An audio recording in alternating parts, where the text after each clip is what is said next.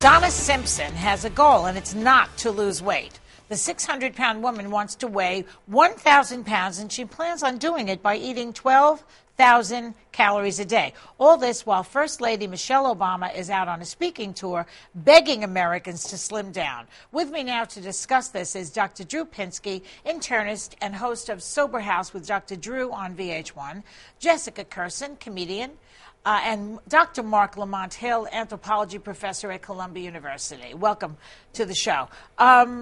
Let me start with you, Dr. Hill. What is her motivation here, do you think? Is it fame? Is it a death wish? I think it's a little bit of both. I think we live in a moment where people want to be famous, and with the internet and with YouTube and all these things, everybody can be famous. And you don't even have to be famous for being good at stuff. Like William Hung is famous for not being able to sing. She's going to be famous for not being attractive, for not being in shape. It sort of speaks to the cultural moment to me. I know, but it's very self-destructive, isn't it? Oh, she's going to die. I mean, that's the fact. If she weighs 1,000 pounds, she's not going to be able to breathe. She's going to be prone to infections and pneumonias. It's going to be a nightmare. And people might look at her and say, well, geez, maybe she's trying to commit suicide. I don't think so any more than, say, a drug addict is trying to commit suicide. Well, you know, Jessica, her boyfriend encourages this. What do you make of that? It's sick, seriously, because he's making money off of her. Ooh. I mean, like he's definitely a pimp of the fat girls. Yeah, he's like, come on, baby, come on. You want a sandwich? Come on.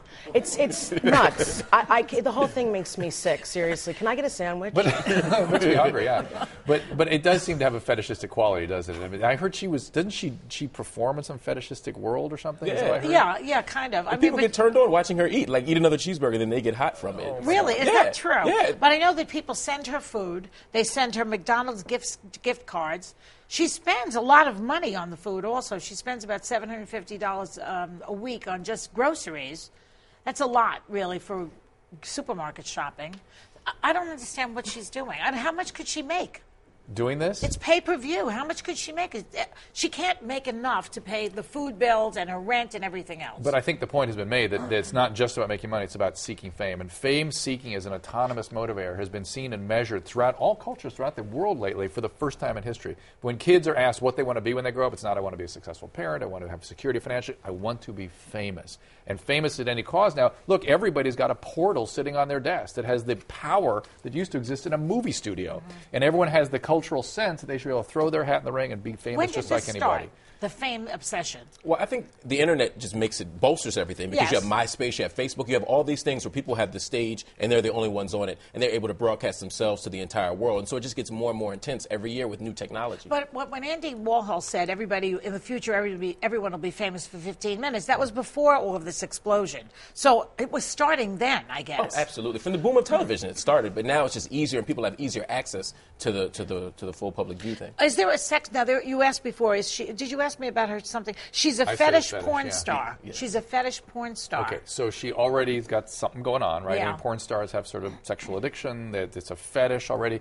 and fetish really means something that's necessary for sexual functioning. It's something they're attracted to, but also something they kind of have to have for sexual functioning. And her fetish is the eating and the weight and all this stuff, and so she's just further exaggerating and gratifying that fetish. So if she has a taco, she gets turned on? Is that... It's the guys watching her. The guys watching get turned on when she eats the taco. Oh, because they hate women and they want to watch them die. Well, they really love tacos.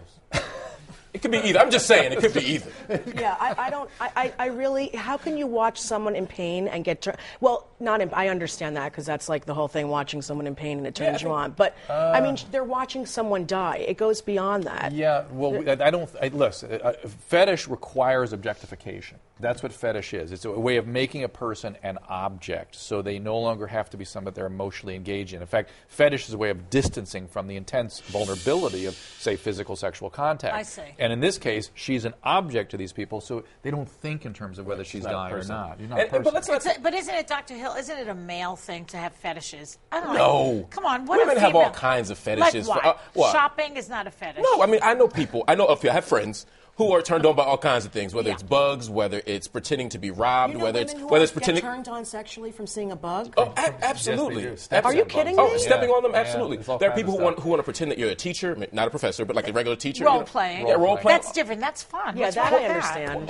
Right, and enjoys fetishes are cool. You're normalizing yours. You're normalizing but historically, let's be clear, men did tend to sort of monopolize the fetish world. They populate the fetish world, but they are not the exclusive exactly. people there. Men have the power to sort of normalize theirs and to project theirs. They can demand what they want from women more than women can culturally demand, what they want from men. Do you have a fetish, doctor? I do not.